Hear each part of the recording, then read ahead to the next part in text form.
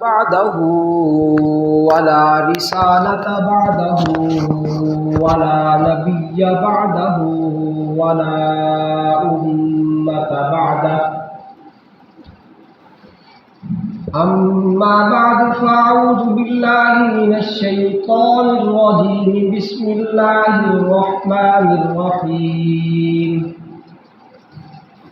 قد أفلح من زكاها آمنت بالله صدق الله العظيم وصدق رسوله النبي الكريم ونحن على ذلك لمن الشاهدين والشاكرين والحمد لله رب العالمين إن الله وملائكته يصلون على النبي يا أيها الذين آمنوا صلوا عليه وسلموا تسليما اللهم صل على محمد وعلى آل محمد كما صليت على إبراهيم وعلى آل إبراهيم إنك حميد مجيد اللهم بارك على محمد وعلى آل محمد كما باركت على إبراهيم وعلى آل إبراهيم إنك حميد مجيد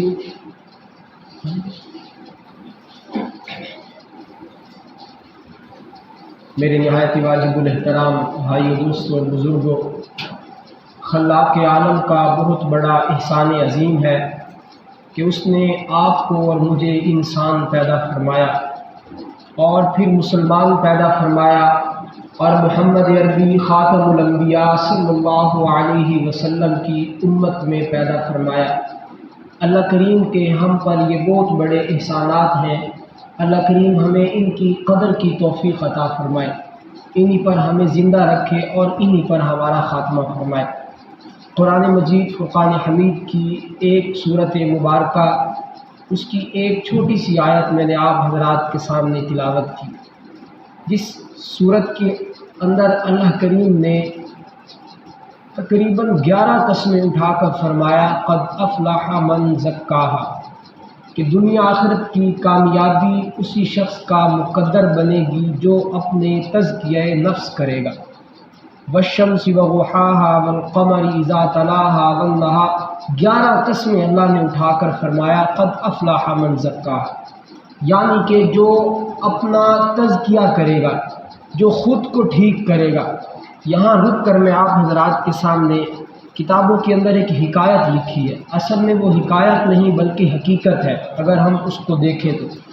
ایک استاذ نے اپنے ایک شاگرد کے سامنے دنیا کا نقشہ، جس کو میپ کہتے ہیں، ایک اخبار پر بنا تھا، اس کو کافی ٹکڑوں میں تقسیم کیا اور کافی ٹکڑوں میں تقسیم کرنے کے بعد اپنے شاگرد کے سامنے رکھا اور اس نے کہا کہ اس نقشے کو جوڑ کر دکھاؤ، کوئی شہر ادھر سے ادھر نہ ہو، کوئی خطہ، کوئی دریا، کوئی سمندر، کوئی علاقہ، کوئی بستی، کوئی ملک، کوئی چیز بھی ادھر سے ادھر نہیں ہونی چاہیے، بلکہ جس طرح یہ نقشہ پھٹنے سے پہلے تھا، ٹکڑے ہونے سے پہلے تھا، ریزہ ریزہ اور ذرہ ذرہ ہونے سے پہلے تھا، بالکل تم نے اسی طرح اس نقشے کو جوڑنا ہے۔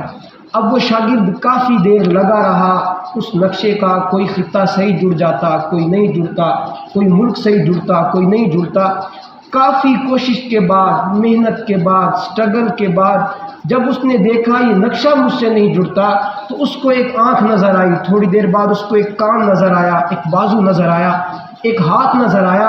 اس نے کہا چھوڑو نقشے کو، چھوڑو دنیا کو، انسان کو جوڑتے ہیں، انسان کو ٹھیک کرتے ہیں، کیونکہ اس کو پتہ تھا ناک کہاں ہے، کان کہاں ہے، ہاتھ بازو پاؤں ٹانگیں کہاں پر ہے۔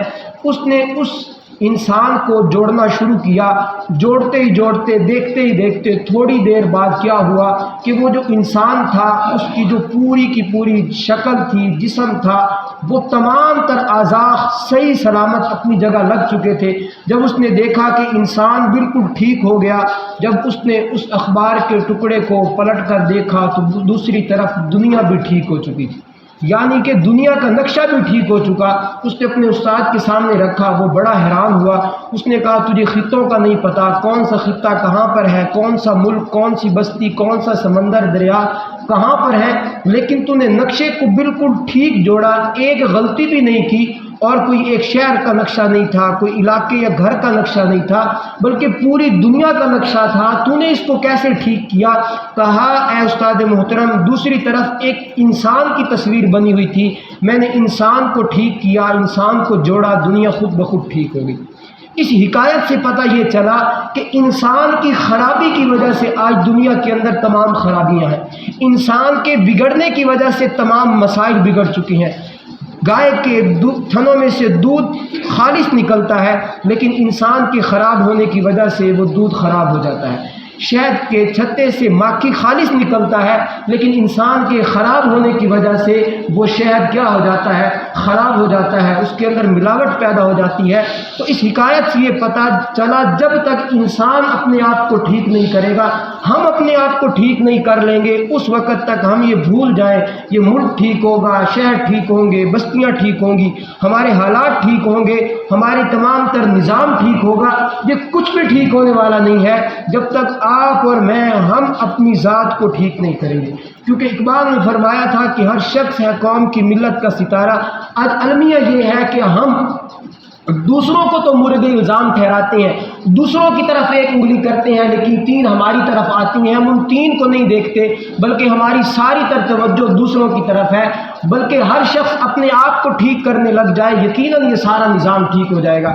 اور میرا جو عنوان تھا، جو موضوع تھا، میں واپس اس کی طرف آتا ہوں۔ اللہ فرما رہا ہے قد افلح من زکاہا، کہ اگر تم کامیابی چاہتے ہو تو اپنے نفس کا تزکیہ کرو، خود کو ٹھیک کرو۔ امام راضی رحمۃ اللہ علیہ نے لکھا ہے کہ دنیا کا سب سے مشکل ترین کام انسان خود کو ٹھیک کرنا ہے، اور دنیا کا سب سے آسان ترین کام دوسروں پر تنقید کرنا ہے، دوسروں کو برا بھلا کہنا ہے۔ افسوس سے یہ کہنا پڑتا ہے کہ آج المیہ یہ ہے کہ ہماری ساری توجہ دوسروں کو غلط کہنے میں ہے، ہماری ساری توجہ دوسروں کو برا بھلا کہنے پر ہے، ہماری ساری توجہ دوسروں کی طرف ہے، ہماری ساری توجہ اپنی طرف نہیں ہے۔ ایک وقت وہ تھا جو قرون اولیٰ کا دور تھا، صحابہ کرام کا دور تھا، ان کی ساری توجہ کس طرف تھی؟ اپنے آپ کو ٹھیک کرنے کی طرف تھی۔ میں آپ کے سامنے ایک واقعہ رکھتا ہوں۔ حضرت حنظلہ رضی اللہ تعالیٰ عنہ جلیل القدر صحابی ہیں، جا رہے ہیں حضور نبی کریم صلی اللہ علیہ وسلم کی بارگاہ کے اندر، اور راستے میں کہتے ہوئے جا رہے ہیں نافقہ حنظلہ، حنظلہ تو منافق ہو گیا۔ اب دیکھیے اپنی فکر ہے، اپنی اصلاح کی فکر ہے، اپنی آخرت کی فکر ہے، اللہ کی رضا کی فکر ہے، حضور نبی کریم صلی اللہ علیہ وسلم کی خوشنودی اور آپ کی شفاعت کی فکر ان کے اندر لگی ہوئی ہے۔ فرماتے ہیں کہ حنظلہ تو منافق ہو گیا۔ راستے کے اندر حضرت ابوبکر صدیق رضی اللہ تعالیٰ عنہ سے ملاقات ہوئی۔ فرمایا حنظلہ اتنی پریشانی کے عالم میں کہاں چلے؟ فرمانے لگے نافقہ حنظلہ، حنظلہ تو منافق ہو گیا۔ فرمایا وہ کس طرح؟ کہا کہ گھر میں ہوتا ہوں ایمان کی کیفیت کچھ اور ہوتی ہے، بچوں میں ہوتا ہوں، حضور نبی کریم صلی اللہ علیہ وسلم کی بارگاہ میں ہوتا ہوں تو کیفیت کچھ اور ہوتی ہے، تو دو کیفیات رکھنے والا تو منافق ہوتا ہے۔ فرمایا حضرت ابوبکر نے یہ نہیں فرمایا کہ حنظلہ واقعی تیری کیفیت بڑی قابل رحم ہے، بڑی قابل اصلاح ہے۔ فرمایا نہیں، فرمایا حنظلہ جو تیری کیفیت ہے وہ میری بھی ہے، میں بھی تیرے ساتھ چلتا ہوں، مجھے بھی یہی مسئلہ درپیش ہے۔ حضور کی بارگاہ میں حاضر ہوئے، فرمایا یا رسول اللہ یہ مسئلہ ہے۔ تو حضور نے تسلی دی، فرمایا کہ جب تم میرے پاس ہوتے ہو تو تمہارا ایمان بڑھ جاتا ہے۔ کیوں کہ امتی کا ایمان کبھی بڑھتا ہے کبھی کم ہوتا ہے۔ تو پتہ یہ چلا صحابہ کرام رضوان اللہ تعالیٰ اجمعین کے اندر یہ فکر تھی۔ حضرت عمر رضی اللہ تعالیٰ عنہ، علماء نے لکھا ہے کہ حضور نبی کریم صلی اللہ علیہ وسلم کی امت میں اگر اللہ نبی کے بعد کسی شخص سے مخاطب ہوئے ہیں تو حضرت عمر فاروق رضی اللہ تعالیٰ، اور یہ وہ شخص ہے جن کے بارے میں حضور نے فرمایا کہ میرے بعد کوئی نبی ہوتا تو عمر ہوتا۔ کتنے بڑے انسان ہوں گے، کتنے جلیل القدر صحابی ہوں گے، لیکن حضرت حذیفہ رضی اللہ تعالیٰ عنہ جو حضور کے رازدان صحابی ہیں، ایک دن ان کو پکڑ کر پوچھا کہ اے حذیفہ، حضور نے تجھے منافقین کے نام بتائے تھے، میں تجھ سے یہ نہیں پوچھتا کہ منافق کون کون ہے، فرمایا کہ بس مجھے اتنا بتا دے کہ ان میں میرا نام تو نہیں ہے۔ دیکھیے پوچھ کون رہا ہے، جس کو دنیا کے اندر جنت کی بشارت ملی، جو آج بھی حضور کے ساتھ ہے اور حشر میں بھی یقیناً حضور کے ساتھ ہوگے، لیکن ان کو فکر کیا تھی؟ اپنی اصلاح کی فکر تھی۔ آج یہ فکر ہم نے چھوڑ دی ہے، ہماری اپنی اصلاح کی فکر یہ ختم ہو گئی، ہم دوسروں کی فکر میں لگ گئے جب تک ہم اپنی فکر نہیں کریں گے۔ اسی طرح علماء نے لکھا ہے کہ انسان کا جو تزکیہ نفس ہے، اس کے اندر دو چیزیں رکاوٹ بنتی ہیں۔ ہم اپنا تزکیہ نفس کیوں نہیں کر پاتے، اپنی اصلاح کیوں نہیں کر پاتے؟ اس کے اندر دو چیزیں ہیں، ایک شیطان ہے اور ایک نفس ہے، دو چیزیں ہیں۔ نفس جو ہے وہ شیطان سے کئی زیادہ خطرناک ہے۔ کیوں؟ نفس کی مثال اپنے گھر کے اندر جو باغی ہوتا ہے، جتنا یہ نقصان پہنچاتا ہے اتنا باہر کا دشمن نقصان نہیں پہنچا سکتا۔ وہ کہتے ہیں نا کہ غم جب بھی ملا اپنوں سے ملا، غیروں کو کیا خبر دل کس بات پہ دکھتا ہے، یعنی کہ اپنوں کو پتہ ہوتا ہے کہ اس کی کمزوریاں کیا ہے۔ تو اسی لیے فرمایا کہ جو نفس ہے وہ اپنی فوج کا باغی ہے، جتنا نقصان یہ پہنچاتا ہے اتنا شیطان بھی نہیں پہنچا سکتا۔ اب دیکھیے شیطان جو تھا ایسا اللہ کا برگزیدہ بندہ تھا، یعنی کہ اس نے زمین کا کوئی ایسا حصہ نہیں، کوئی ایسا چپا نہیں جہاں اس نے سجدہ نہ کیا ہو، فرشتوں کی مجلس کے اندر بیٹھنے اٹھنے والا تھا، اور حضور اللہ تعالیٰ کی جو مجلس شورا تھی سپر قسم کی، اس کا ممبر تھا، لیکن وہ بھی پھسل گیا۔ اس وقت تو کوئی شیطان نہیں تھا، بلکہ اس کو بھی پھسلانے والا کون تھا؟ اس کا نفس تھا۔ یعنی کہ نفس جو ہے وہ شیطان سے بھی زیادہ خطرناک چیز ہے۔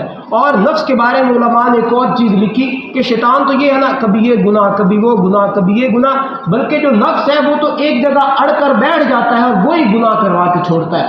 فرمایا کہ شیطان اور نفس اور دل کی کوئی نہیں بنتی، ان دونوں کی آپس کے اندر ٹکر رہتی ہے۔ جو بندہ اپنی نفسانی خواہشات کو پورا کرنے لگ جاتا ہے، جو بندہ اپنی نفسانی خواہشات کے پیچھے لگ جاتا ہے، اپنا تزکیہ نفس نہیں کرتا، اپنی نفس پہ محنت نہیں کرتا، اس کا دل اجڑ جاتا ہے، اس کا دل تباہ و برباد ہو جاتا ہے۔ اور پاک محمد صلی اللہ علیہ وسلم نے فرمایا کہ تمہارے جسم کے اندر ایک گوشت کا لوتڑا ہے، اگر یہ خراب ہو گیا تو پورے کا پورا جسم خراب ہو گیا، اگر اس کے اندر بگاڑ پیدا ہو گیا تو پھر تمہارے پورے کے پورے جسم کو بگاڑ سے کوئی نہیں بچا سکتا۔ اور فرمایا کہ وہ تمہارا دل ہے۔ اگر تم نے اپنے دل کو اپنے قابو میں کر لیا، اگر تم نے اپنے دل کو ٹھیک کر لیا تو تمہارا سارے کا سارا جسم کیا ہو جائے گا؟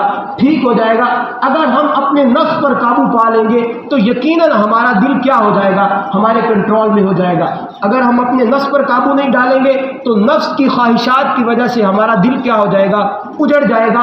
اور اگر ہم نے اپنے نفس پر قابو پا لیا تو پھر ہمارا دل آباد ہو جائے گا۔ اور جب دل آباد ہو جاتے ہیں، صحابہ نے پوچھا یا رسول اللہ صلی اللہ علیہ وسلم، اللہ کا بھی کوئی گھر ہے؟ فرمایا ہاں، اگر تم اپنے دل کو پاک کر لو تو یہ اللہ کا گھر ہے، یہاں اللہ رہتے ہیں۔ یعنی کہ اگر ہم اپنے دل کو ٹھیک کر لیں گے تو دل کب ٹھیک ہوگا؟ جب تک ہم اپنا تزکیہ نفس نہیں کریں گے، اپنے نفس پر کنٹرول نہیں کریں گے۔ اسی لیے تو اللہ نے قرآن میں 11 قسمیں اٹھا کر فرمایا قد افلح من زکاہا، جب تک تم اپنا تزکیہ نفس نہیں کرو گے، اپنے دل کو پاک نہیں کرو گے، اس وقت تک تمہیں کامیابی حاصل نہیں ہو سکتی۔ اب کوئی بندہ یہ کہے کہ میرا دل بیمار ہو چکا، اب دل بیمار اسی وقت ہوتا ہے جب نفس کنٹرول سے نکل جاتا ہے، جب بندہ خواہشات کا عادی ہو جاتا ہے۔ مثال کے طور پہ دنیا کی مثال لے لیجیے، ایک بندہ صحت مند ہے، ٹھیک ٹھاک ہے، آہستہ آہستہ دیکھتے جاتے ہیں بندہ بیمار ہونا شروع ہو جاتا ہے، اس کو ہارٹ کا مسئلہ، اس کو دل کا مسئلہ، بلڈ پریشر کا مسئلہ، شوگر کا مسئلہ۔ تو اگر آپ تھوڑا سا اس کی خوراک کی طرف توجہ دیں گے تو آپ دیکھیں گے اس کی خوراک مکمل طور پر ڈسٹرب ہو چکی ہے، بازار کی چیزیں کھانے لگ گیا، برگر شاورما، بے احتیاطی کی وجہ سے وہ کیا ہے، اس کا سارا جسم آہستہ آہستہ کیا ہونے لگ جاتا ہے؟ خراب ہونے لگ جاتا ہے۔ بالکل اسی طرح ہمارا دل کب اجڑنے لگتا ہے؟ جب ہم گناہوں کے اندر ملوث ہو جاتے ہیں۔ امام ابن القیم رحمۃ اللہ علیہ نے دل کے بگڑنے کی 4 علامات لکھی ہیں، یعنی کہ بندے کا نفس کب کنٹرول سے باہر ہوتا ہے، کب اس کا دل اجڑتا ہے، اس کی 4 علامات لکھی ہیں۔ جو بندہ اپنے اندر ان 4 علامات کو پائے وہ سمجھے کہ میرا دل کیا ہو چکا ہے؟ بیمار ہو چکا ہے، مجھے اپنے دل کی اصلاح کرنے کی ضرورت ہے، اپنے دل کے علاج کرنے کی ضرورت ہے۔ میرا نفس میرے کنٹرول سے نکل چکا ہے۔ اس میں پہلی چیز کیا ہے کہ وہ دنیا کی فانی چیزوں کو باقی چیزوں پر ترجیح دینے لگ جائے۔ باقی چیزیں کیا ہے؟ قبر ہے، حشر ہے، جنت ہے، اللہ کی رضا ہے، یہ ساری ایسی چیزیں ہیں وہ ہمیشہ رہنے والی ہیں، اور یہ جو دنیا ہے یہ ایک دن ختم ہونے والی ہے۔ جب کوئی بندہ اس دنیا کو آخرت پر ترجیح دینے لگ جائے، جب اس کے دل کے اندر دنیا کی محبت پیدا ہو جائے، دکان پر بیٹھا ہے 8 گھنٹے 8 منٹ نماز کے لیے نہیں نکال سکتا، یہ اپنے پاس لکھ کے رکھ لے کہ اس کا دل بیمار ہو چکا ہے۔ یعنی کہ اگر اس کو 8-10 گھنٹے دوستوں کے پاس بیٹھنا پڑ جائے، یہ بیٹھنے کو تیار ہے، 5 گھنٹے کا میچ دیکھنا پڑے یہ دیکھنے کو تیار ہے، فلم دیکھنی پڑے یہ دیکھنے کو تیار ہے، 10 منٹ کے لیے مسجد میں آنا پڑے یہ نہیں آتا، یہ سمجھ لے کہ میرا دل بیمار ہو چکا، مجھے اپنے اس دل کی اصلاح کرنے کی ضرورت ہے۔